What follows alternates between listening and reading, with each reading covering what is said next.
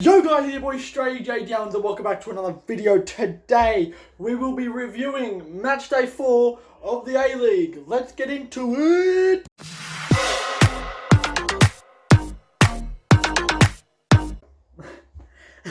Let's get into it, eh? So, first game of the match week was Sydney FC versus the Newcastle Jets. Now, I predicted on Wednesday last week, I predicted a 3-0 win to Sydney FC.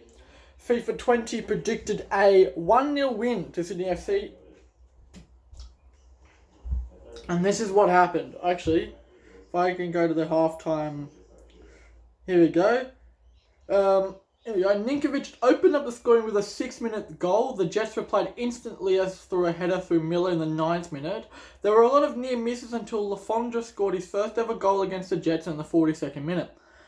Grant, who's the right back, played a golden first half, showing the Jets how it needs to be done. So Grant, the right back for Sydney FC, showing Matt Miller, the right back for Newcastle, how it's really done. Yes, I'm wearing a singlet because it's quite hot in Australia. Wow. So at half-time, Sydney FC were 2-0 up, right? A 1-goal deficit is what FIFA 20 needed, but this is what happened in the second half. The Sky Blues started off the second half looking for another goal to give themselves a 2-goal lead. It came in the form of an own goal through Contrabus, or a Newcastle defender, in the 51st minute when Barbarouses, a Sydney FC striker, found the net. In the 65th minute, he secured the 3 points for the victory with a 4-1 win. The win is the biggest win of the A-League season to date. To date, I don't know what they mean by that. It could be ever, when it's probably not ever. So, this is how the teams lined up. Sydney FC played a 4-2-2.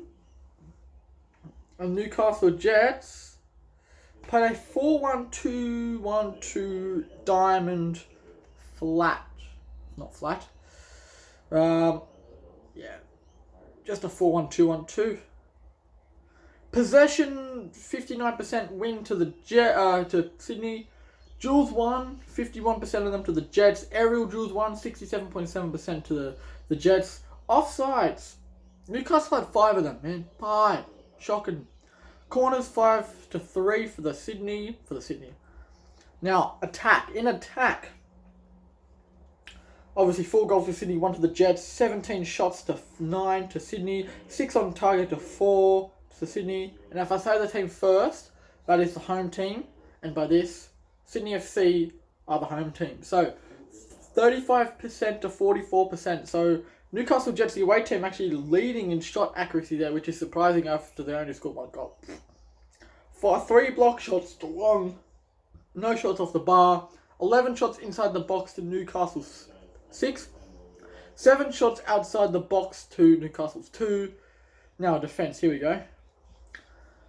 19 tackles to 17.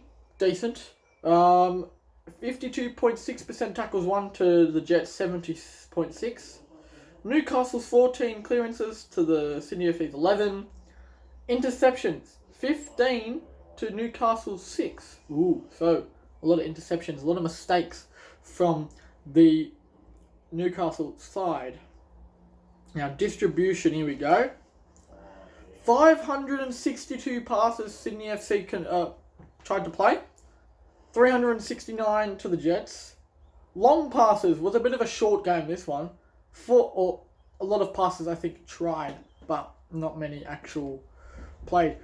14.8% long pass accuracy for the whole Sydney FC team. Sydney FC also have an 82.77 pass accuracy with the Jets 77. Pass accuracy in opposition half with 76% to the Jets 68. Pass accuracy in own half is the Sydney FC's 88 to the Jets 84. Total crosses 21 to the Jets and 16 to Sydney. Cross accuracy 33.3% for the Jets and only 31.2%. Now, discipline, which is a big deal here. 10 fouls conceded to the Jets, only 2 yellow cards, and for Sydney FC, 3 fouls conceded the whole game. So, a very good disciplinary game for the home team. By the way, they weren't actually in Sydney, or they were in Sydney, but they weren't at their normal home ground. They were at Leichhardt Oval. And if you want a YouTuber who loves Sydney FC as much as I love Central Coast Mariners, I'm gonna leave his link in the description below. His YouTube is Jas212. He's a very quality A-League YouTuber who he loves the A-League just as much as I do, but I think he's got 2.5k subscribers, so I recommend you guys to go subscribe to him for I was gonna say better, but decent A-League content. Obviously, I've got a big ego, so I wouldn't say it's better than mine, but I'd say it's very good content. Nah, it is probably better than mine, so yeah, it is definitely better than mine. Anyway, let's get into the next game, which is Western Sydney Wanderers versus Brisbane Roar. Now I'm going to take a drink of... Now, Western Sydney Wanderers versus Brisbane Roar. I predicted a 2-1 win to the Wanderers. FIFA 20 predicted a 0-0 draw. And today, we have finally got our first game correct. This week, FIFA 20 have predicted a 0-0 draw, and that is what the game ended. A very boring 0-0. So let's see what they said at half time. Brisbane Roar had more chances in the first half, but they were not able to make the most of their chances. Kokombe, Brisbane Roar goalkeeper, could have hosted a tea party as he was rarely disturbed. The Wanderers lost Schleicher in the 18th minute to an minute injury that impacted their structure.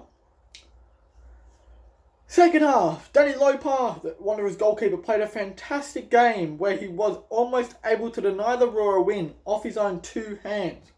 On the other end of the field, Kokombe wasn't embarrassed as he was also able to claim a clean sheet. In the end, a 0-0 draw was a justified result after a hard-fought game. Now, that's the first points dropped by the Wanderers all season. At the moment, I'm going to show you the table at the end of the episode, so don't forget to watch till then. So, Wanderers came out with a 4-3-3, and Brisbane Roar came out with a 3-4-2-1, which ain't bad. General play, a 56% possession win to the Brisbane Roar, 50% of duels win to the Roar, 51.4 aerial duels won to Brisbane Roar, 2 offsides for the Roar, 5 corners for the Wanderers. I'm just naming out the winning teams, by the way. Obviously, no goals each. Brisbane Roar had 18 shots and 7 on target. Wanderers had 10 and 4. Winning in shot accuracy was Wanderers with 40%. 6 block shots for Brisbane Roar. No shots off the bar. 15 shots inside the box for Roar. 4 outside the box for Wanderers. So they both top each. 20 tackles for the Wanderers. 11 for Roar. 54% tackles won for the Roar. 45% for the Wanderers. 25 clearances and 25 for the Roar and 22 for the Wanderers. 18 interceptions for the Wanderers. Total passes, 555 for the Roar, 425 for the Wanderers. 11% long passes completed for the Wanderers, which is the highest, or the lowest actually so far this game. 84% accuracy, pass accuracy. 69% in the opposition half for Roar. 93%, which is the highest so far in own half. 29 crosses to the Wanderers, 19. 24% cross accuracy for Roar and 21 for the Wanderers. Discipline. 23 fouls conceded for the Wanderers. Woo! Crazy. 10 conceded for the Roar. 1 yellow card, no red cards all game. So it was a great, solid 0-0 draw without any cards. Now, the next game, Melbourne Victory versus Western United, was a very entertaining game. It was another Melbourne derby. And it was probably the most entertaining game of the round. Besart Berisha getting man of the match out of that game. Also got a yellow card. And I think he got a goal. No, he didn't. Okay, let's go to the halftime report. This is what was said.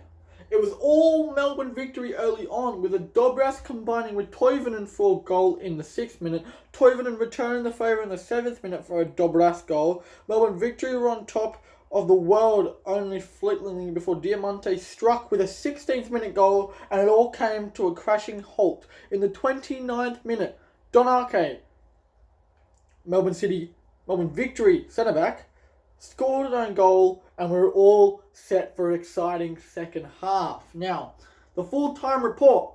Coming out of the sheds with a 2-2 scoreline, both teams knew it was all on the line. Western United made most of their changes as McDonald threaded one through in the 51st minute. From there on out, it was all Melbourne victory, with Western United having to defend to stay alive. It came to the final minute with a set piece, but Western United defence stood tall and cleared it away to record their second ever 3 points in the A-League. Now, Melbourne victory were coming out with a 4-2-3-1, and Western United, I'm going to predict, came out with a 5-2-3. Oh no, a 5-2-1-2. Interesting. Finally a bit of change. Now, Western United won possession with 52%. Jules won 53% to the victory. 61% of aerial duels won to victory. 7 corners for the victory and 1 to Western United. So a lot of attacking prowess there. 3 goals obviously to 2. 16 shots victory had with only 3 on target. But 10 shots to 4 beats them in the end. Melbourne victory ended at 18.8% shot accuracy with Western United's 40%. They both had 2 block shots each. 1 shot off the bar for Western United. 6 shots inside the box for victory. And 7 outside the box for Western. God, I've got nostril pop with wait a second. Oh, great noise. Clip that if you want. Make a meme out of it if you want. In defence, Melbourne victory made 28 tackles. But they did not win. Overall tackles won, with Western United winning 66%. 33 clearances for Western United's to Melbourne victory's 10. 11 interceptions to Western United's 5 for the victory. Okay, distribution. Here we go. Total passes for Western United. 513. 9% long passes completed. 83.6% pass accuracy. 69% pass accuracy in opposition half, 92.6% in own half, 8 total crosses and 12% cross accuracy. Now, victory stats. 452 total passes with an 8.2% long pass accuracy. Oh god. 84.5% pass accuracy. Pass accuracy in opposition half made 75.3%. Pass accuracy in own half, Melbourne victory at 90.6%. Total crosses 30 with a 23.3 cross accuracy. Fouls conceded. Here we go. Melbourne victory conceded 14 fouls with no yellow cards, but Western United had 10 fouls but 4 yellows. Ooh, 4 yellows. Alright, that's the end of that game. And I predicted a 1-1 draw. FIFA20 predicted a 0-0 draw, so we both got that one wrong. Next up is another exciting game, but a bit of controversy on that, yeah? I wish I could show you some clips from that, but I can't. Gary Hooper getting man of the match. Let's get the halftime report.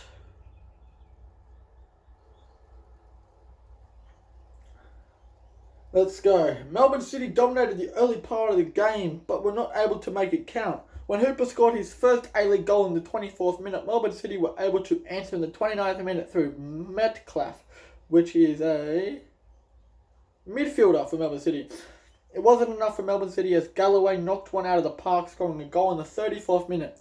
It will be an interesting second half, with opportunity to score more goals being scored by both teams. This is the full-time report. Melbourne City started off the second half with a majority of the possession, looking for the third goal. Third goal. A handball was given against Fenton, in which Melbourne City were able to seal the game.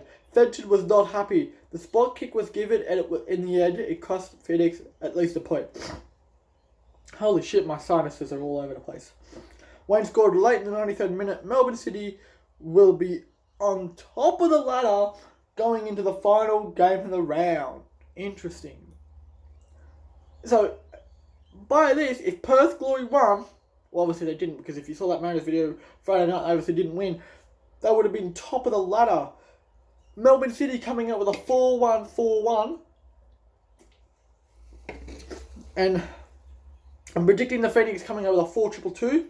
Nope, a 4-4-2. Okay. Different to what I expected. 61% possession win to the City. 51% win to the Phoenix in the Jules 1.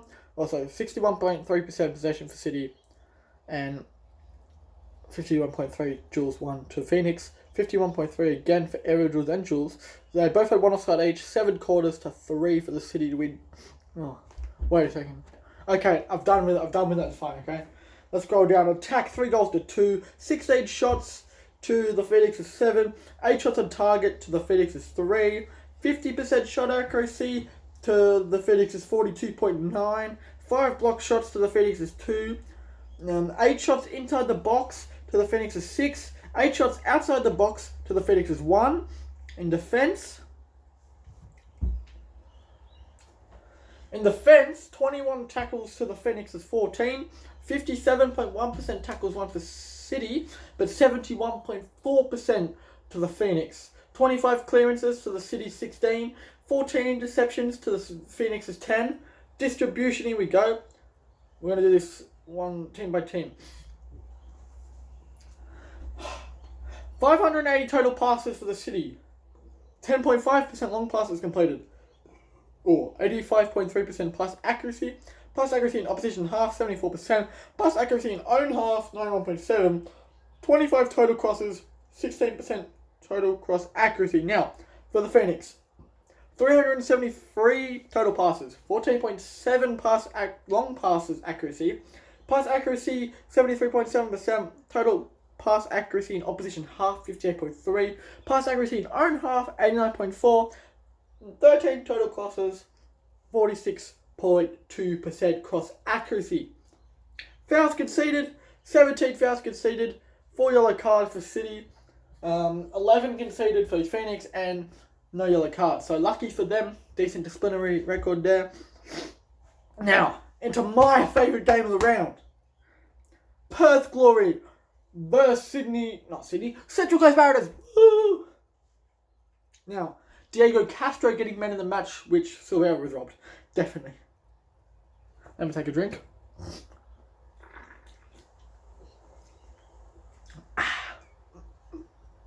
Hashtag share a Coke. Don't know why it says that, but it does. Now, the Mariners opened the game like they mean business, peppering the goal early on. However, it was De Silva who opened the scoring in the 17th minute. For the Mariners, a shell-shock Glory recovered and were able to equalise through Fredrich in the 32nd minute. Just as we thought, we would have a 1-1 scoreline at half-time. And to some individual brilliance by Silvera as he found the net in the 45th minute to give the Mariners the lead at half-time. Perth Glory started the second half knowing they needed to peg on back after going into the sheds 2-1 down. They threw everything at the Mariners, who were able to withhold the constant shots on goal and secure the win. Birighitti had a scare in the 50th minute but seemed to become stronger as the game went on.